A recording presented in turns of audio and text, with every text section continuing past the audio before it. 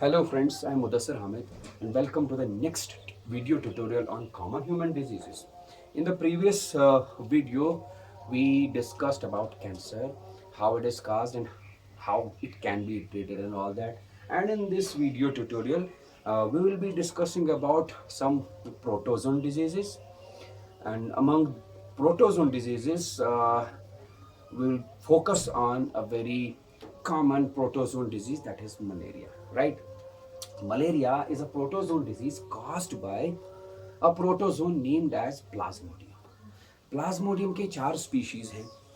एक है Plasmodium vivax, Plasmodium falciparum, Plasmodium malariae and Plasmodium ovale. Plasmodium vivax causes a type of malaria which is known as benign tertian malaria. Plasmodium falciparum causes malignant tertian malaria, while as Plasmodium malari causes cotton malaria and Plasmodium ovale causes ovale malaria. इन चारों species में से जो Plasmodium फेल्सिपेरम है, it is the most common and most dangerous type of species and the malaria caused bye it is common and dangerous type of malaria. So Plasmodium falciparum causes malignant tertian malaria, the most common type of malaria, and we will be discussing about the life cycle of this Plasmodium falciparum here, right? तो Plasmodium falciparum एक digenetic parasite है. Digenetic parasite क्या होता है? Digenetic parasite एक ऐसा parasite है जो अपना लाइफ साइकिल दो होस्ट्स के अंदर कंप्लीट करता है. जो पहला वाला होस्ट है प्राइमरी होस्ट. प्राइमरी होस्ट इसका मॉस्किटो है. प्राइमरी होस्ट हम उस होस्ट को बोलते हैं जिसके अंदर पैरासाइट का सेक्सुअल रिप्रोडक्शन कंप्लीट हो, राइट? सो प्लाज्मोडियम फैल्सिपेरम का प्राइमरी होस्ट क्या है? मॉस्किटो. इसका इंटरमीडिएट होस्ट बोलो या सेकेंडरी होस्ट बोलो, that is human body. Intermediate host या सेकेंडरी होस्ट वो वाला होस्ट होता है जिसके अंदर एसेक्सुअल रिप्रोडक्शन होती है. सो कुल मिला के बात ये है कि प्लाज्मोडियम फैल्सिपेरम एक डाइजेनेटिक पैरासाइट है. ये अपना लाइफ साइकिल दो होस्ट के अंदर कंप्लीट करता है. पहला होस्ट जो है that is mosquito. Which mosquito? Female Anopheles mosquito. The intermediate host is the human body. Female Anopheles mosquito primary host, इसके अंदर सेक्सुअल रिप्रोडक्शन होगा and human body is the intermediate host, इसके अंदर एसेक्सुअल रिप्रोडक्शन होगा, right? So let us discuss about the life cycle, how this life cycle is started. जब एक इंसान को, हेल्थी पर्सन को एक infected mosquito, infected female Anopheles mosquito bite करेगा, इस फीमेल एनोफिलिस मॉस्किटो की बॉडी के अंदर पहले से ही प्लाज्मोडियम मौजूद होगा. In which stage? It will be present in the female Anopheles body in the form of sporozoites. इसके सैलिवरी ग्लैंड्स में, फीमेल एनोफिलिस मॉस्किटो के सैलिवरी ग्लैंड्स में प्लाज्मोडियम होगा. In which form? Sporozoite form. जब ये female Anopheles mosquito एक बंदे को, एक हेल्दी इंसान को काटेगा तो ये बहुत सारे स्पोरोजोइट्स इंसान के ब्लड स्ट्रीम में डालेगा, right? From the blood stream these sporozoites move to the liver cells. Inside the liver cells this sporozoite grows into a stage, that stage is known as schizont. Finally इस schizont का क्या होगा? Multiple fission. This multiple fission of the schizont inside the liver cells, मैंने यहाँ पर लिखा हुआ है, it is known as pre erythrocytic schizogony. Multiple fission ही है, बस नाम रखा है शाइजोगोनी क्योंकि ये मल्टीपल फिशन शाइजोंट में होता है, राइट? जब बहुत सारे डॉटर सेल्स बनते हैं इस मल्टीपल फिशन से, इन डॉटर सेल्स को हम क्रिप्टोजोइट्स बोलते हैं. तो फाइनली लिवर सेल ब्रेक होता है, रप्चर होता है और ये क्रिप्टोजोइट्स बाहर आ जाते हैं. ये क्रिप्टोजोइट्स और बहुत सारे लिवर सेल्स को अटैक करते हैं. यहाँ पर हमने दिखाया हुआ है cryptozoite trying to enter a new liver cell. जब ये क्रिप्टोजोइट एक नए लिवर सेल के अंदर जाता है, अगेन वहां पर ये ग्रो होता है into a schizont. Finally it undergoes the second cycle of multiple fission. This second cycle of multiple fission is known as exo erythrocytic schizogony. बहुत सारे डॉटर क्रिप्टोजोइट्स बनते हैं. इन डॉटर क्रिप्टोजोइट्स को हम मेटाक्रिप्टोजोइट्स बोलते हैं. ये मेटाक्रिप्टोजोइट्स इस लिवर सेल को रप्चर कराते हैं और बहुत सारे मेटाक्रिप्टोजोइट्स बाहर आते हैं. Then these metacryptozoites come out. They move to the bloodstream. Blood में आने के बाद ये मेटाक्रिप्टोजोइट्स क्या करते हैं? ये आरबीसीज के अंदर चले जाते हैं, जाने की कोशिश करते हैं और जाते भी हैं. एज सुन एज एक मेटाक्रिप्टोजोइट आरबीसी के अंदर गया, आरबीसी के अंदर ये ग्रो होता है. It grows into a trophozoite, right? इस ट्रोफोजोइट के अंदर धीरे धीरे ग्रोथ होती है, ग्रोथ होती है, ग्रोथ होते होते ट्रोफोजोइट के अंदर एक बड़ा सा वैक्यूल डेवलप होता है। ये रहा वैक्यूल। वैक्यूल डेवलप होने से क्या होता है कि ट्रोफोजोइट का जितना भी प्रोटोप्लाज्म है, साइटोप्लाज्म है, वो थोड़ा पेरिफेरी की तरफ पुश होता है न्यूक्लियस के साथ, और इसमें एक रिंग टाइप ऑफ शेप आ जाती है। इसलिए इस रिंग लाइक स्ट्रक्चर को हम सिग्नेट रिंग स्टेज बोलते हैं। फाइनली ये ट्रोफोजोइट सिग्नेट रिंग स्टेज और ग्रो होकर एमीबॉइड स्टेज बन जाता है, एमीबा शेप का बन जाता है। And this amoeboid stage is actually the feeding stage. ये खतरनाक स्टेज यही है। ये एमीबॉइड स्टेज आरबीसी के हीमोग्लोबिन को खा जाता है, इनगल्फ करता है, और इस हीमोग्लोबिन को तोड़ तोड़ के छोटे छोटे ग्रैन्यूल्स बनाता है, brownish blackish granules. Those granules are known as haemozoin granules.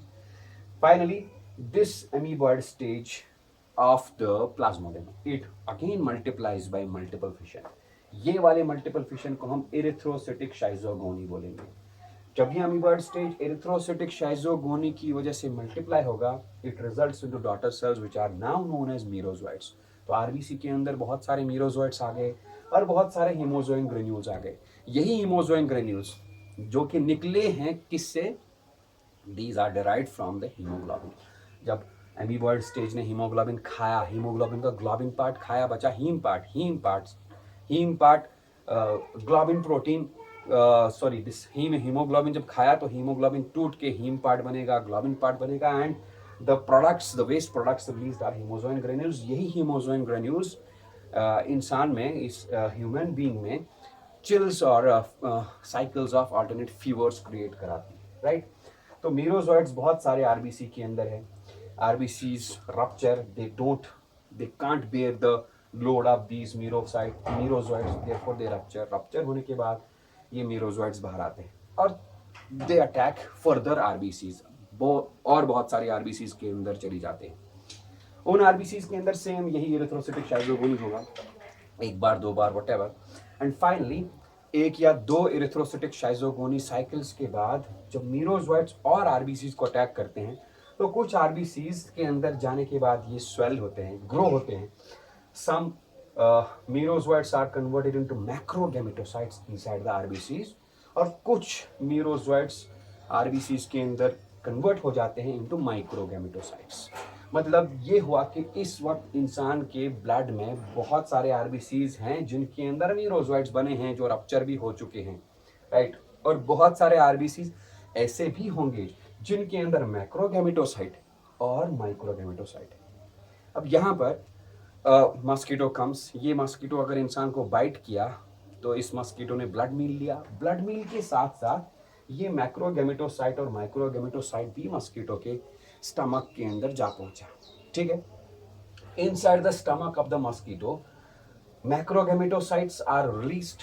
माइक्रोगैमेटोसाइट्स are released क्योंकि रप्चर होंगी आरबीसी स्टमक के अंदर, तो macrogametocytes are converted into macrogametes. Microgametocytes are divided and converted into microgametes. तो स्टमक के अंदर, मस्कीटो के स्टमक के अंदर मैक्रोगैमीट्स भी आ गए, माइक्रोगैमीट्स भी आ गए। This formation of gametes from macrogametocytes and microgametocytes is known as gametogony। और ये gametogony होता है कहाँ पर? It occurs inside the stomach of the mosquito। अब क्या होगा? माइक्रोगैमीट मैक्रोगैमीट के साथ फ्यूज होगा और कहाँ पर? Inside the stomach of the mosquito। The process is known as fertilization, और बन गया जाइगोट। कुछ देर बाद ये जाइगोट ग्रो होगा। It grows into an amoeboid shape। It grows into a flexible amoeboid shape। That flexible amoeboid type of zygote is known as ookinete, right? Then होगा क्या? ये ookinete इस मस्कीटो के स्टमक वाल के साथ फ्यूज होगा। मैं यहां पर दिखा दूंगा। लेट ये मान लेते हैं मस्कीटो का स्टमक, और इसी स्टमक के अंदर हैं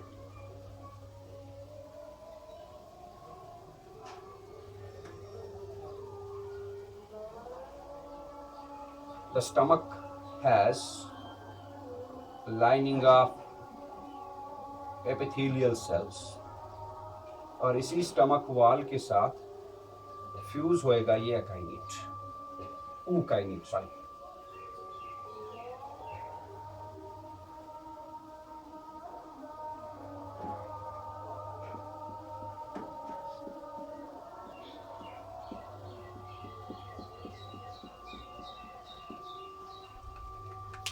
The ookinete, it fuses with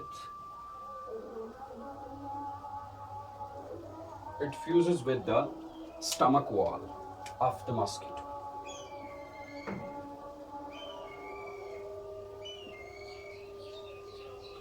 fuse होने के बाद ये क्या काम करेगा, धीरे धीरे ये यहां से स्क्वीज होके बाहर आने की कोशिश करेगा एंड फाइनली ये बाहर आ जाएगा। ये मतलब स्टमक वॉल के अंदर ये फ्यूज होगा और स्टमक वॉल के बाहर ये अटैच हो जाएगा। उसके बाद ये अपने ऊपर एक कवरिंग प्रोड्यूस करेगा। दिस होल स्ट्रक्चर जो कि स्टमक के वॉल के साथ बाहर की तरफ अटैच हुआ है अलॉन्ग विद द कवरिंग, इस स्ट्रक्चर को हम बोलेंगे oocyst। ठीक है, then finally this oocyst grow होगा। ये ग्रोथ होने के साथ साथ इसके अंदर का जो न्यूक्लियस है again goes multiple fission and forms lots and lots of nucleus.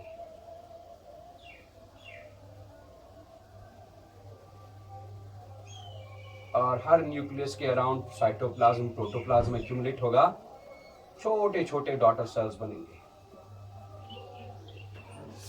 This process is known as sporogony।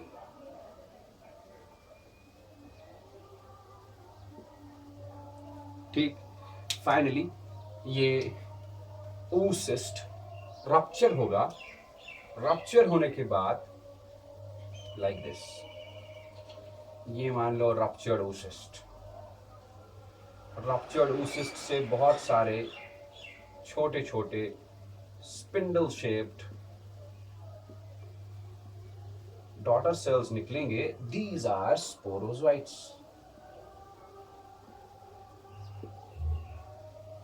ये स्पोरोजोइट्स जाके मस्कीटो के सेल्यूलरी ग्लैंड्स में स्टोर होते हैं, और जब ये वाला मस्कीटो जिसके सेल्यूलरी ग्लैंड में बहुत सारे स्पोरोजोइट्स हैं, when it bites a healthy person, these sporozoites are injected into that healthy person and the life cycle is complete।